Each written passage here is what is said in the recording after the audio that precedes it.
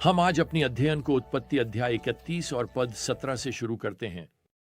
यहाँ याकूब अपने पूरे परिवार और सामान को इकट्ठा कर रहा है और वह गुप्त रूप से वादा की भूमि कनान की ओर भाग रहा है। 3 दिन बाद चाचा लाबान, जो अपने भेड़ों की ऊन काटने गए थे, यह पता लगाते हैं कि याकूब चला गया है और वह इस बात से नाराज हैं कि याकूब उनकी बेटियों, पोतों और सभी भेड़ों और गायों के साथ चुपचाप चला गया। लेकिन याकूब के पास सामना से बचने के लिए हर कारण है। उसे पता है कि लालची बूढ़ा लाबान उसे जाने नहीं देगा और उसे नुकसान पहुंचा सकता है। वास्तव में ऐसा लगता है कि यही लाबान का इरादा है, क्योंकि भगवान यहां आते हैं और लाबान से बात करते हैं जब वह याकूब का पीछा कर रहा होता है एक सपने में। और भगवान यहां पद 24 में कहते हैं, याकूब से कुछ भी कहने में सावधान रहो, चाहे वह अच्छा हो या बुरा। अब यह हिब्रू अभिव्यक्ति याकूब को किसी भी तरह की हानि पहुंचाने की धमकी देने से मना करती है। अब लाबान स्पष्ट रूप से याकूब की जान को खतरे में डालने की योजना बना रहा था जब तक कि वह वापस नहीं लौटा। भगवान कहते हैं, ऐसा मत करो। अब लाबान को अंततः याकूब को पकड़ने में 7 दिन लगते हैं और जब वह उसे पकड़ता है तो वह तुरंत याकूब पर अपनी बेटियों और परिवार का अपहरण करने और उसकी संपत्ति चुराने का आरोप लगाता है।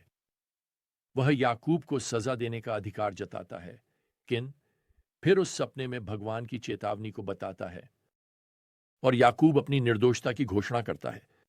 यहां पद 41 में पलटवार करता है कि लाबान सालों से उसे धोखा दे रहा है। अब जैसा कि हम इस बिंदु पर उम्मीद कर सकते हैं, लाबान और याकूब के बीच झगड़ा करने के बजाय वे एक समझौता करते हैं। यहां पद 45 से 53 में वे एक पत्थरों का ढेर बनाते हैं जो उनकी संधि का गवाह है और यह इन परिवारों को अलग करने के लिए एक सीमा चिन्ह के रूप में भी काम करेगा।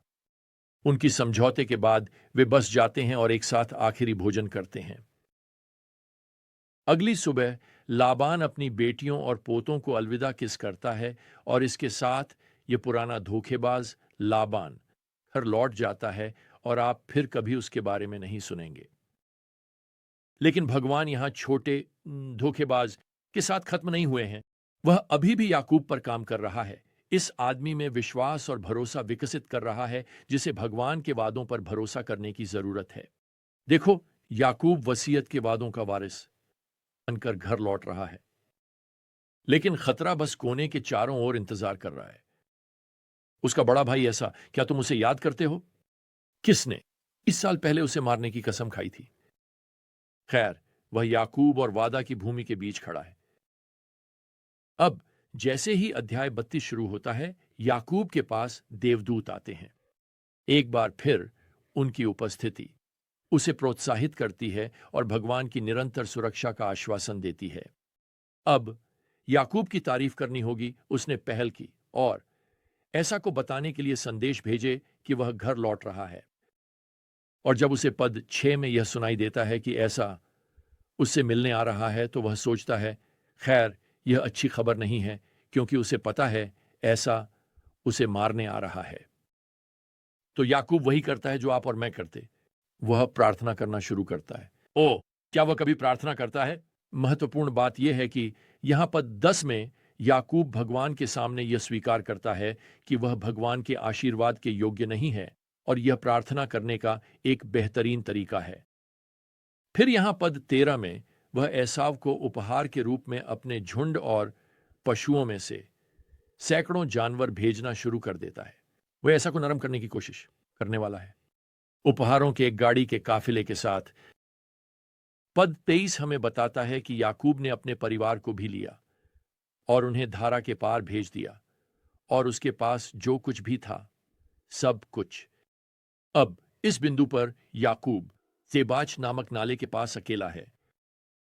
वास्तव में शब्द जेबाच का मतलब है खाली करना, और यहीं याकूब हर योजना से खाली हो जाता है और हर चाल और अपनी हर संभव योजना बिना शक बहुत डर गया है।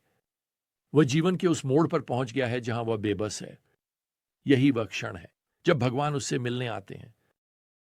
पद 24 हमें बताता है एक आदमी ने उसके साथ सुबह होने तक कुश्ती की। अब अगर आप होशिया अध्याय 12 और पद 4 में जाएं, तो यह खुलासा होता है कि यह कुश्ती करने वाला वास्तव में देवदूत था। इसे हम धार्मिक रूप से क्रिस्टोफनी कहते हैं, जो कि मसीह का पूर्व शारीरिक भौतिक रूप है, जो अक्सर पुराने नियम में भगवान के देवदूत के रूप में प्रकट होते हैं। खैर, यह कुश्ती का मुकाबला कई घंटों तक चलता है।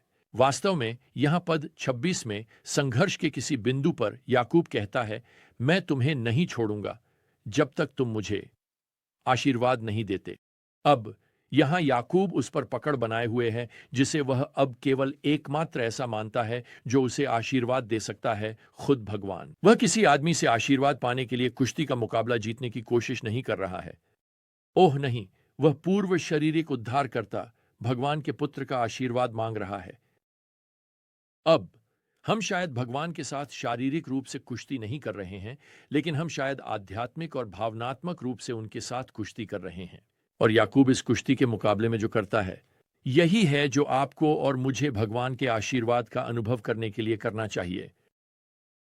सबसे पहले याकूब अपने जीवन में भगवान की उपस्थिति को पहचानता है।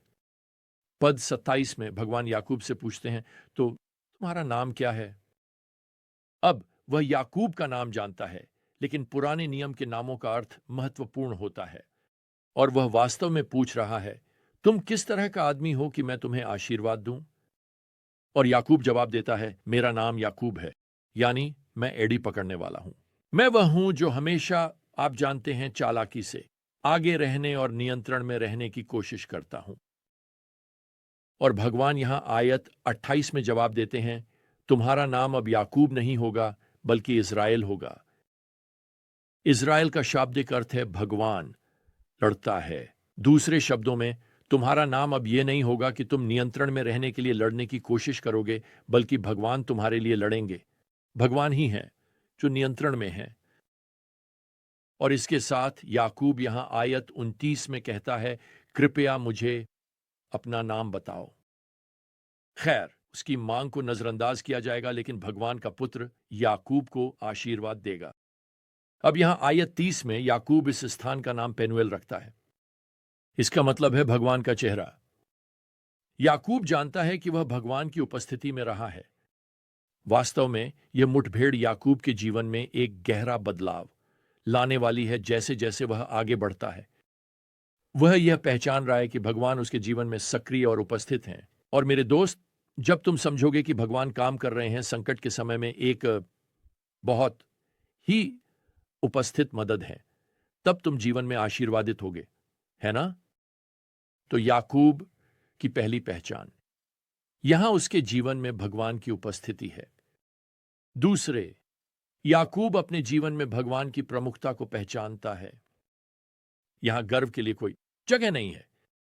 याकूब यह नहीं कहता, खैर, मैंने भगवान को देखा है और क्या वह मुझसे कभी प्रभावित हुआ है? नहीं, वह यहां आयत 30 में कहता है, मैंने भगवान को आमने सामने देखा है और फिर भी मेरी जान बच गई है। आयत 31 कहती है, सूरज उसके ऊपर उगा जब वह पेनुएल से गुजरा, अपनी कूल्हे के कारण लंगड़ाते हुए। देखो, इस कुश्ती के मैच में भगवान ने याकूब के कूल्हे को घायल कर दिया और वह अपने जीवन के बाकी हिस्से के लिए लंगड़ाएगा। यह एक दैनिक याद दिलाने वाला होगा कि भगवान ने उससे मुलाकात की और भगवान ने उसे बदल दिया। वैसे तुम कभी भी याकूब को उस लंगड़ाने की शिकायत करते नहीं सुनते। देखो, याकूब जो धोखेबाज था, को एक नया नाम मिला है, इज़राइल, और अब उसे भगवान की उपस्थिति और भगवान की प्रमुखता की एक नई सराहना है। वैसे अगर तुम यीशु मसीह के हो, तो तुम्हें भी एक नया नाम मिला है, मसीह। तुम मसीह हो क्योंकि तुम्हारा जीवन तुम्हारे उद्धारकर्ता यीशु मसीह के व्यक्ति और उपस्थिति में बंधा हुआ है। खैर, जैसे जैसे उत्पत्ति 32 समाप्त होती है, मैं चाहता हूं कि तुम याकूब को यहां एक बदले हुए आदमी के रूप में सोचो। उसे देखो जैसे वह लंगड़ाते हुए अपने भाई ऐसा से मिलने जा रहा है जिसे उसने 20 साल पहले धोखा दिया था। खैर, इस बार याकूब के पास कोई योजना नहीं है। उसके पास कोई योजना नहीं है। वह भरोसा कर रहा है कि भगवान उसके लिए लड़ेंगे। उसका नाम इज़राइल है। वह पहले से कहीं ज्यादा जागरूक है। वास्तव में हर दर्दनाक, लंगड़ाते कदम के साथ यह दिखता है कि भगवान मौजूद हैं और भगवान उसके जीवन में प्रमुख हैं। वैसे जीवन में लंगड़ाते हुए आगे बढ़ने का इससे बेहतर तरीका नहीं है कि तुम अपने विश्वासी भगवान पर भरोसा करते हुए आगे बढ़ो। खैर, अगली बार तक प्रभु यीशु मसीह की कृपा, भगवान का प्रेम और पवित्र आत्मा की संगति आप सभी के साथ रहे। आमीन।